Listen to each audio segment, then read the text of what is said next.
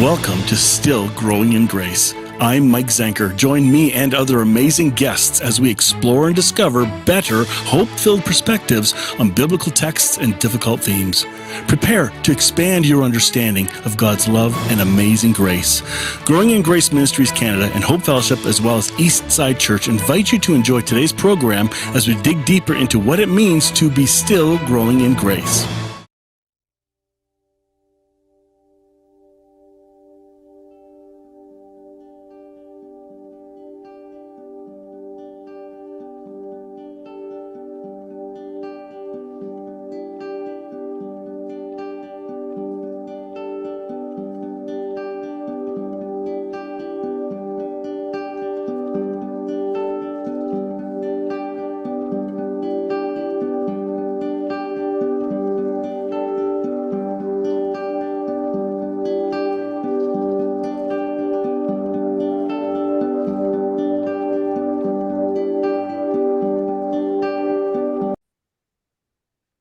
Welcome to Still Growing in Grace, and today that this is airing is Christmas Day, according to the schedule. So this is going to be a fun conversation, and because everybody's so busy preparing for Christmas, nobody's got time to plan some detailed stuff. But I'm hoping this conversation could be fun because I'd like to. We've covered enough topics that are pretty deep.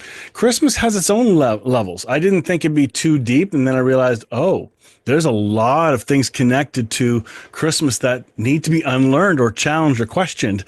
So I'm hoping we can dig into a whole wheel of spokes of topics, and we'll see what happens with this. I'm just going to put it to you guys. What has been kind of tickling your brain in the last week or two as you've been thinking about it briefly? Obviously, some of you wore colors. I'm the only one who didn't. Fred, yours is okay. A little bit of red on the shirt works. But yeah. I think Bill is the most. Yeah, you win. I was gonna get an ugly T-shirt or ugly Christmas sweater. It's about as ugly as it gets, right with a mirror on it. So my elf shirt.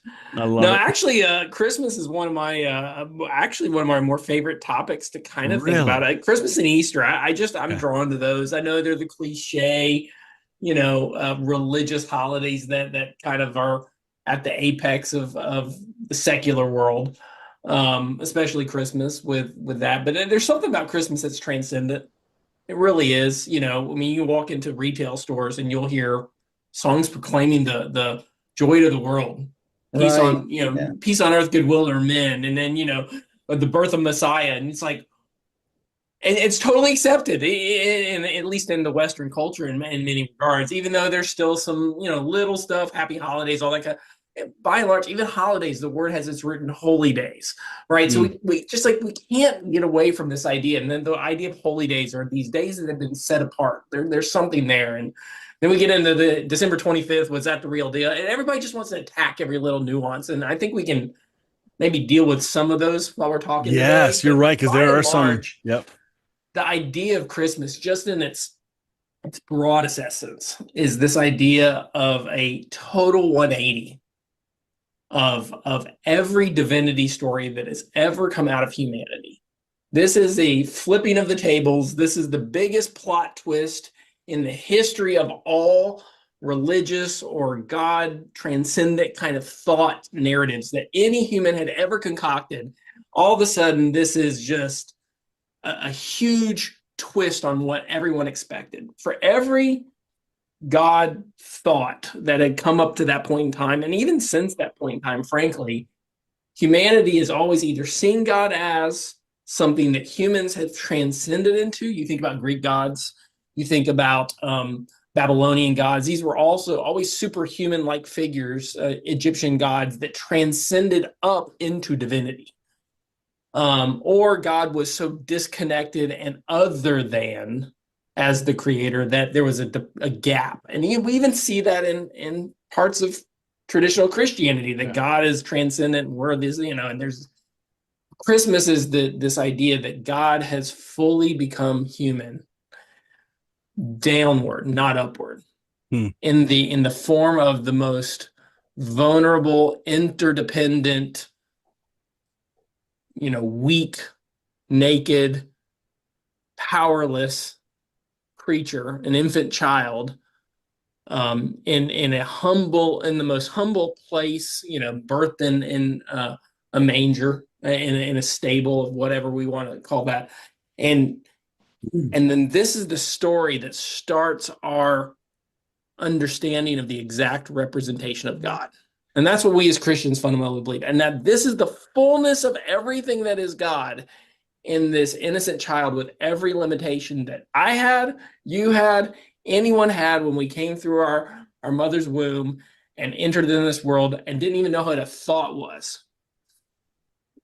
And God entered our story and his story, as weird as that sounds, in that same manner. It's kind of mind-blowing. And I think that's the most important part of Christmas. There's a lot of other elements that are around this prophetically. There are other elements around this, I think, religiously, that give us time to connect with this. And I don't think that's necessarily a bad thing. There's kind of this rhythm to humanity where we need to reconnect with that story. And so there is this binding or bonding element of religious consistency that comes with that. You have the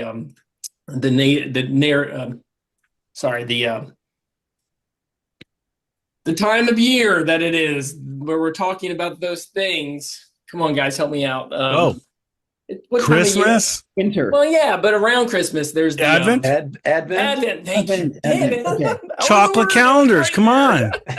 We have Advent, and it brings us, as weird as it sounds, into a religious structure that helps remind us, brings our mind back to this place of grounding in Christ. And everybody's trying to deconstruct that too, right? They want to bump that out as no value. And I'm now beginning to see there is actually some value to some of these traditions. There is meaning. It's just, what is it? Yep. You can apply even traditions that, for instance, the soldiers that you see at Christmas time, really those came about from the Nutcracker. It has no religious ties. It has nothing to do really with the gospel of the story, but the story had soldiers in it, right? There were soldiers that were going after the 2-year-old infants, male infants. And so, you can apply these secular images in our celebration of the birth of Jesus. Just because they were not part of the story doesn't mean there's no way we can fit it into the story as a part of the celebration. So one thing I wanted to also say, as you were speaking, Bill, something you said made me think of it, is the difference between, what we got was a child, an infant, and what we were expecting. Anybody who may at the time have been looking for God to become a man wouldn't have expected it this way. They would have expected a king to ascend from the sky and take a throne and pursue power and might and all of that. And what they got was an illegitimate infant born in a stable because his family had no place to go. And it's like you said, it's an upside down, topsy-turvy story of why would God do it this way? Why would he introduce himself to humanity this way instead of coming in as a mighty, awesome king who's going to take over everything? It's definitely mind-blowing. That was scandalous. The whole Christmas story is a scandal. It is. It is. I wrote down several things. One of the things that just strikes me at this time, so when we're talking about Christmas, I like the idea of it's a time of year where people are generous. There is more goodwill. You walk into stores and people are collecting money and they're collecting gifts and they're doing things. And so it's a special time. It's a unique time, for sure. But the word think about what we're talking about. We are talking about God becoming flesh. And we talked about the unique way that he did it. Yeah. But we're talking about something here that is far above, it's transcendent. But another thing that stands out to me is just the wonder of this. So when we had two boys, now it's the grandkids, and we'll spend Christmas with the grandkids. Christmas morning, those from 11 to 3 is the age range. Mm. And bounding down those steps and running into that room, so much wonder when they look at the presents. Even when they're staring at the tree and see the presents, they can hardly keep their hands off of them. There's just something so magical about it. And sometimes, our day-to-day lives, we lose the wonder and we lose the beauty. And Christmas comes around every year to remind us that this is an absolutely amazing thing that's happened here, that we're going to struggle even Yep. through a couple lessons describing what transpired. So beautiful. But one of the things I like is I think it was C.S. Lewis in The Weight of Glory talked about that what happens with beauty is you not only see it and admire it, there's something in you that longs to become part of it. So you don't want to just view it. There's something in you that's missing. There's something in you that's longing for something more. So Christmas, when we tell the story and we see the wonder of it all, there's just this something inside of us that we want to just be a part of that. There's something greater that's even coming that we don't know, that we're reminded of. That Christmas does all of those things. But what a special time to be able to see the impact the Lord Jesus has had on this world. And even for those who don't name him, that don't even realize how much influence he's had on this world. We don't What you got, realize. Mike? Pardon? I said, what you got, Mike? Well, I've been exposed to people that find all the problems, that shouldn't use a real Christmas tree, and shouldn't call it this, and all these topics of trying to find problems. So you're looking for darkness, not light. And so I just don't have time for that anymore. It's like, no, I want to find a way to celebrate the goodness of God in this. I want to celebrate the divinity that has come. And some people are even trying to explain that away. And some of them, good hearts, just, I don't think it's a fair assessment. You can't write out the divinity. Otherwise, it changes the whole story. It really does. So I wouldn't mind talking about that at some point. Probably not for the Christmas one. We're going to have to cover that in a future series. But yeah, to find meaning in it again, because I grew up hearing when I first became a pastor, I had a bishop in my denomination who brought me into licensing, and he said, tradition is the living faith of the dead. Traditionalism is the dead faith of the living. And so that phrase made me realize I need to find the meaning in the tradition. It doesn't mean we throw anything out. It means if it ceases to have meaning, fine, pause it.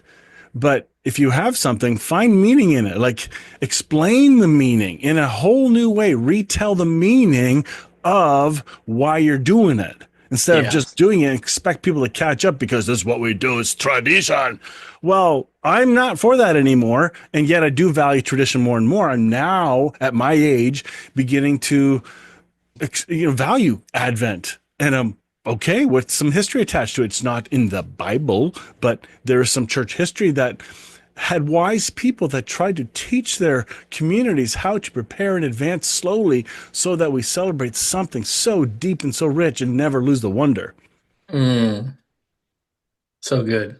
Yeah. And, when you were talking like that, Mike, it made me think one of the things that I enjoy about the season is it's like the one time of year where we can sing songs where grandma and grandpa, mom and dad, kids and grandkids all sing the same song. We all know the same song. We all like the same song. So as a, pastoring where the music is always a lightning rod, it's like that time of year that kind of goes back to when I first started going to church as a kid, where you didn't have all these other kinds of music. We all sang the same songs. And I'm not just saying that because I think there's value in that. There's a unity. Value. There's There's a unity and shared values. Yeah. Yeah, God is a God of union. And I think we're struggling with that societally in a lot of ways. And I'm hopeful for the revelation of whatever comes in the fullness of time, where we get past every divide, right? Okay. Everyone is conquered, and we are both one, and we are both unique, and that paradox is just something we celebrate. And I think that's the kind of the foretaste, that little sweet taste we get around Christmas. All these treats we eat are kind of indicative of these. We get a little element of that, where we get to come together and participate in this time, this feeling, this place of heavenly experience that is birthed in this person that is Jesus. And it's more than a man, but it is only a man. Again, it's full of paradox, it's full of wonder, it's full of mystery, it's full of intrigue, it's full of, and I love the prophetical elements. I got a couple of them I'm happy to share, but that are so patiently seeded through the story of the Jewish people. And all of a sudden, this is the moment they begin to explode forth, all the way through the birth, and then all the way through the crucifixion and ascension. But all of these stories, were pointing to something bigger than themselves. And this is the first glimpse and the first popcorn kernels that are popping in that explosive kind of prophetical revelation that's happening in the gospel accounts. I can hear a word you just said earlier was it brings unity. Well, Christmas in our day and culture, and to a lot of people in the audience that we have, they've been going through theological shifts big time. And it's not a time of peace and unity. It's a time of division, because we end up arguing about theology. Well, if we choose to argue about that, yeah. I know. So can we give just a little bit of advice to those? Because if this is about unity, maybe we need to realize it's not about being right or more right. Maybe listen and hear what the other person is saying instead of trying to correct them because you've been corrected. Be loving. Like, I think it's a really hot one for the coming week in a bit that's coming. We're going to have gatherings, and don't get into dumb arguments. I don't know. That's I agree. I think sometimes it's turning off the echo chambers of our worlds, media outlets, social media outlets, and like you said, just going and singing a song on the radio that is buried within our soul. Yeah. Hark the herald angels sing, whatever that is, and just let go a little bit of certainty, just like you said, and just be human for a minute. And lines in some of the songs that may sound incorrect, right? Because we can go, I'm not singing, that's not grace, that's not true. Wait. Let it go. Yes, do a Frozen song. That's Let not it go. a Christmas song. That's a winter song. But I think it's a big topic. Anyway. It is. But yeah.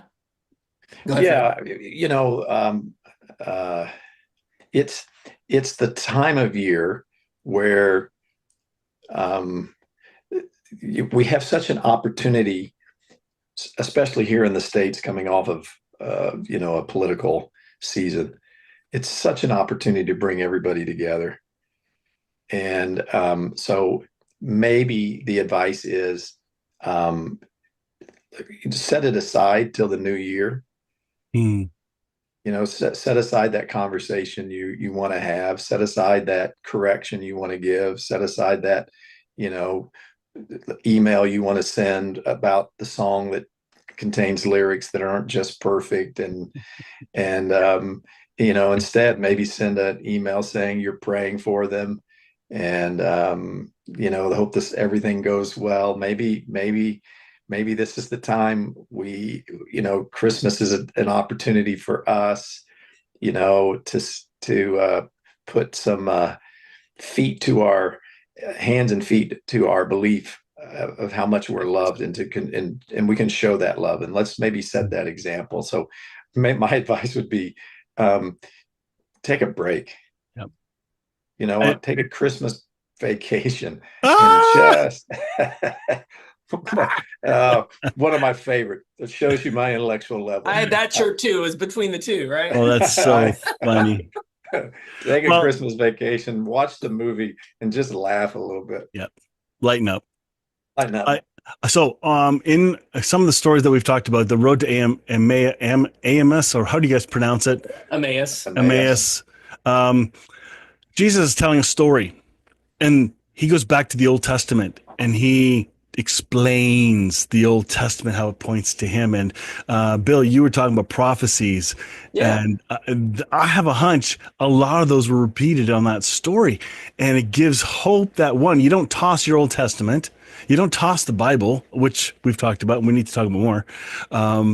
But there's a way to find a history and hope in the story of Christ coming that was predated, like it was prophesied in advance, fortune telling, right? Have you guys heard the? I think it's. Correct me if I'm wrong. I think it's Bart that wrote that Israel was the womb of the Incarnation. Mhm. So Believe yeah, so. I think so. And so he ties it like Bill's referencing back to Well, the. just on a practical scale. So if somebody's watching, they kind of want to know what do you mean? So this is I'm gonna spitball it. I don't have the whole thing in front of me, but to us Westerners who've come through Catholicism and ultimately Protestantism, likely, and so much has been lost in translation in 2000s. We just don't quite sometimes understand the references that the gospel accounts are throwing right in our face that are like to a person that was in that first century would have hit them square between the eyes of what's being kind of exposed. The shepherds in the fields at night, where were they? Where was Jesus born? Bethlehem, right? Bethlehem. For us, we've lost reference. You got to kind of have to understand Jewish prophecy, Jewish law, all these images that are happening in the Jewish story. One of the biggest seasonal events that also aligns with Jesus's death is the Passover, right? And not to go too far into this, but the Passover, part of that process is you bring a lamb into your home for a couple days, you observe it for blemishes, and ultimately your family sacrifices that lamb to emulate the lambs that were slain for the blood on the doors, and so the angel of death passes over and blah, blah, blah. They had to raise millions of lambs every year for these annual sacrifices. This is a brutal culture that still practices blood ritualistic animal sacrifice. The Jewish people do at Jesus' time. Jesus participates in this all through his childhood, right? They go, and by and the way, real quick, picks up. and there are groups of people that think that when Jesus comes back, we're going back to that. Yeah, yeah. Can you believe that? I absolutely don't. Can you believe that? You have to understand the references. Those lambs, though, are raised specifically in this Jewish legalistic place to make sure they're blemish free, that they're maintained perfectly kosher, and all these elements for these sacrifices that will happen a year after they're birthed. Where are those lambs birthed? Where are they shepherded? Where are those lambs kept? In the fields of Bethlehem. So when these angels come and tell these shepherds that there is a baby born on this day in Bethlehem, these shepherds are part of the priestly order. They're ceremonially unclean as Jews because they live in fields and they touch animals, and yet they are an essential part of this entire Jewish system. And these are the literally shepherds, the guides, the Sherpas, who are responsible for making sure the sacrificial lambs of their religious system are validated for purity, are confirmed for their place to be sacrificed. And these are the ones whom the angels announced this glorious message of birth to. And they're the first ones that come, validating Jesus as the lamb who was slain before the foundation of the world and ultimately will become the lamb on the cross. That's wow. And yet, unless we understand the history of the Old Testament and the Passover and all these little incremental elements, that becomes lost on us. And that's one of dozens or hundreds of examples of prophecies being fulfilled, all in moments of scripture here. And that are wait, just so validating. there's more.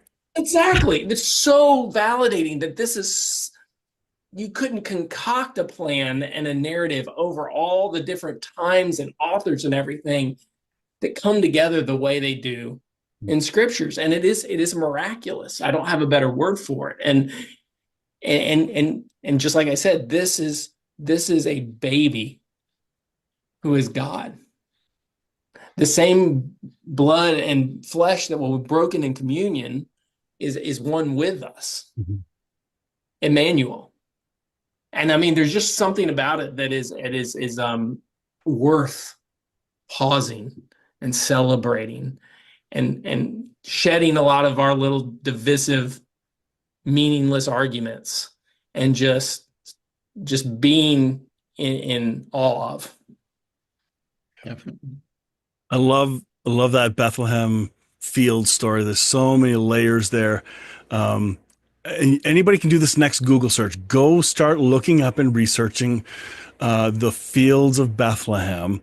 Somebody else put me onto this a couple years ago, and there is a possibility, a strong one, that those very fields that those sheep were in were the very fields David was a shepherd boy in. Yep. The very King David, the very town of Bethlehem, the city of David, like it's all connected. All connected. I know. And when I heard that, I went, okay, that's really cool, right? Like history continues to build on the same location, and we can't dismiss history. We need to dig in and look for That's the just light. God showing off. Yeah. It adds to the transcendence of it all. I think. It does. Yeah. Yeah. Love it. We got like 30 seconds left. So when we come back for the next one, let's continue this conversation around the Christmas nuances. And you guys had some notes that we never even touched. So let's dig right in as soon as we can. But I think everyone, you'll enjoy the next conversation. Hopefully this one was kind of fun. It's not the traditional Christmas message that you might have expected. So, but then again, you never get what you expect here on Still Growing in Grace. Until next time. Ho, ho, ho. Have a great week. We'll see you next time. Thanks for watching. Join me next time on Still Growing in Grace. Enjoy previous episodes by downloading our podcast at growingingrace.ca. If this show's been an encouragement to you, consider making a donation today. For our Canadian link, visit growingingrace.ca, and for our USA link, visit eschurch.com. Your donation will help us continue spreading really good news. Thank you again for tuning in to Still Growing in Grace.